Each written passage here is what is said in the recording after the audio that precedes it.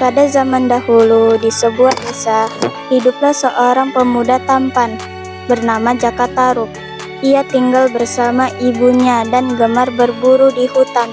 Suatu hari nasib mempertemukannya dengan 7 bidadari dari kahyangan.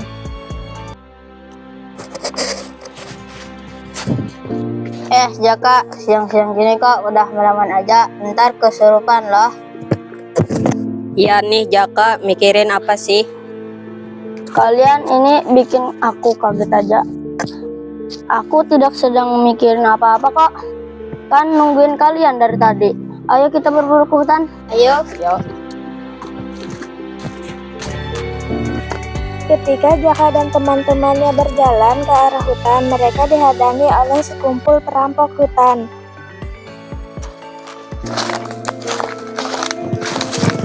Stop! Berikan apa yang kalian punya. Kami tidak punya apa-apa. Sebaiknya kalian minggir.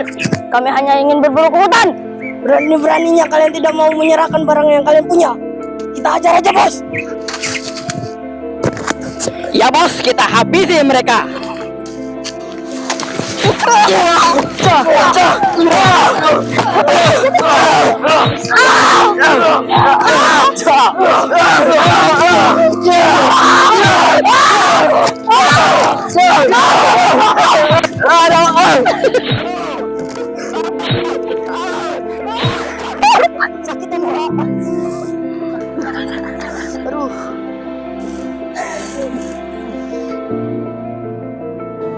Ayo kita kabur.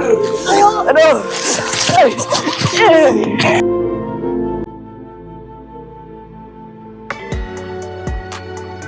Jaka dan teman-temannya diserang oleh sekumpulan perampok tersebut. Dengan sekuat tenaga, Jaka memenangkan pertarungan dan berhasil mengalahkan ketiga perampok itu. Para perampok pun lari ketakutan menjauhi Jaka dan teman-temannya. Setelah itu, Jaka melanjutkan perjalanan berburu ke hutan dengan kedua temannya.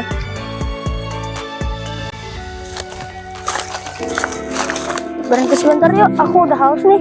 Aku sedikit kehausan. Yuk Man, aku ingin istirahat sebentar mencari air di sekitar ini. Sepertinya ada danau di sebelah sana. Baiklah Jaka, kau istirahatlah dulu. Aku dan Karman ingin pergi ke arah sana. Sepertinya tadi kami melihat ada rusa besar di sana. Baiklah.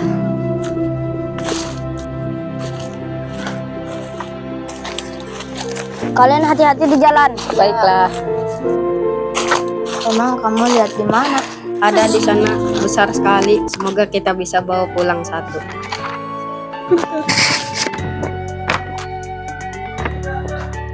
Jaka berjalan menyusuri hutan, mencari sumber mata air. Tiba-tiba dari kejauhan, Jaka mendengar suara tawa beberapa perempuan. Dengan hati-hati, Jaka mengintip dari kejauhan. Wah, bidadari, jika aku mengambil satu selendangnya, mungkin satu dari mereka tidak bisa kembali ke kayangan.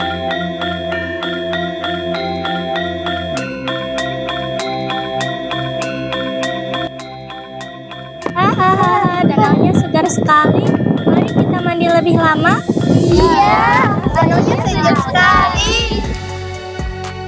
Ternyata suara itu berasal dari ketujuh bidadari yang sedang turun dari kahyangan untuk mandi di danau. Mereka melepaskan selendang masing-masing di tepi danau.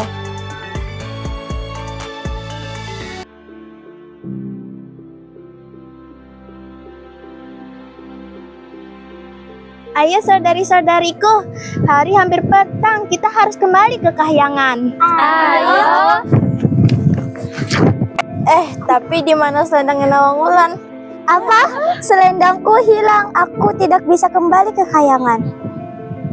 Kami harus kembali sekarang, Nawangwulan. Jika terlambat, Ayah Dewa akan murka. Maafkan kami harus meninggalkanmu di bumi. Sabar ya Nawangwulan, pasti selendangmu akan ketemu. Kami akan selalu menunggumu di kayangan.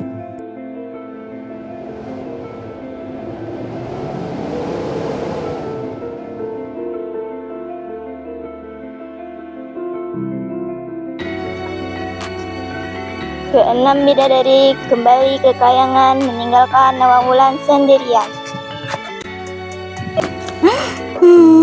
Oh, apa yang harus kulakukan sekarang? Aku tidak bisa kembali ke kayangan. Wahai Adinda, mengapa engkau nangis di sini? Aku mencari selendangku. Siapa kau? Apa kamu mau tinggal bersamaku dan ibuku? Namaku Jaka Tarub.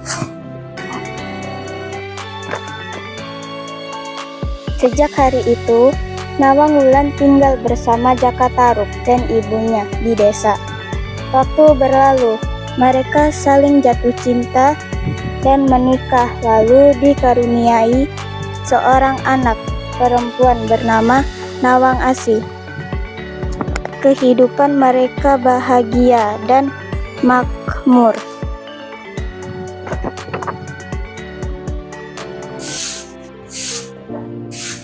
Nawang Wulan, masakanmu selalu harum dan cepat matang. Apa rahasianya? Tidak ada rahasia apa-apa, Bu. Saya hanya masak seperti biasa. Ya.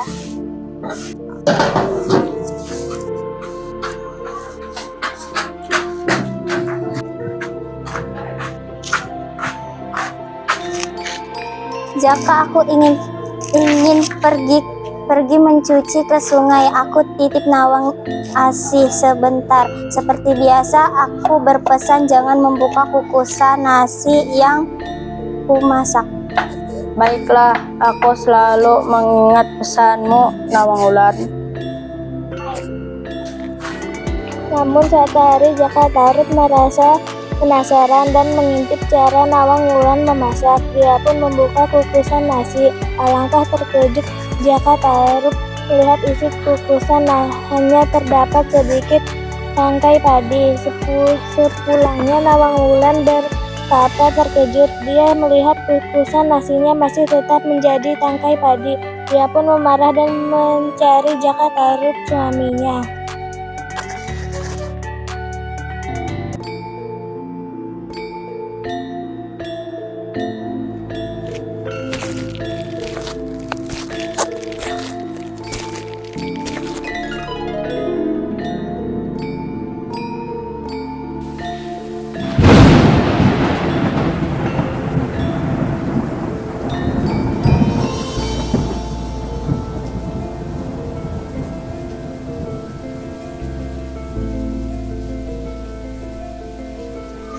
Jaka, mengapa kau melanggar janjimu? Sekarang kekuatanku hilang dan harus memasak nasi seperti manusia biasa. Maafkan aku, Nawang Wulan. Aku hanya penasaran dengan caramu memasak. Karena kulihat lumbung padi kita tidak berkurang-kurang. Ternyata dengan kekuatanmu, kau mampu memasak dengan setangkai padi saja. Sejak kejadian hari itu, Nawang Wulan memasak nasi seperti manusia biasa. Semakin lama lumbung padi mereka semakin berkurang. Suatu hari, Nawang Wulan menemukan kembali selendangnya yang dulu disembunyikan Jaka Tarub.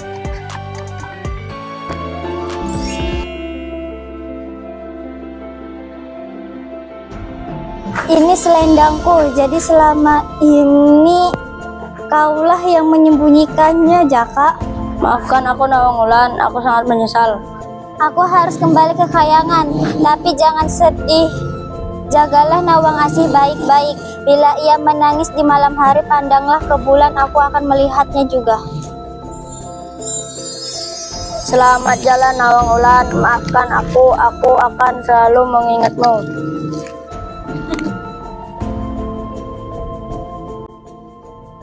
Demikian ya kisah Jaka Tarub dan 7 bidadari. Sebuah cerita tentang cinta dan usia dan penyesalan.